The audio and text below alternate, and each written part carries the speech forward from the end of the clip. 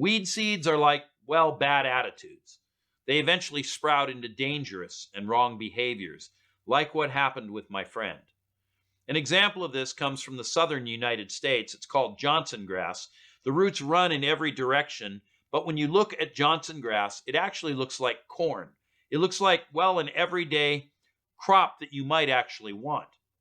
But people, when they look at these kinds of things, a lot of times they say, well, it's just me. That's just the way I am. Wrong. That's where you're dead wrong. You actually need to take yourself in hand, look into the mirror of Scripture, and let it speak to you. And if you have attitudes that need adjusting, if you have appetites of the flesh that need to be crucified, if you have things that you do that are overtly sinful and the Scripture calls them out, you must stop these things now, because if you don't, you will eventually come to shipwreck. It's not a question of if, it's a question of when. And weed seeds, when they are fully grown, well, they are bad attitudes that then begin to affect marriages, your work, your witness for Christ, the ministry that you are trying to carry out. You have to nip these things in the bud. And so it's best to deal with weed seeds when they are young.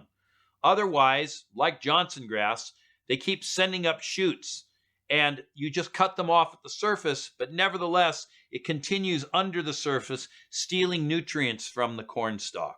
People who have weed seeds in their life, it sucks the spiritual vitality out of them. It causes them to be weaker than they should be. It causes them not to know the right ways of the Lord in the end. It causes them to fail to come to all that they should have been.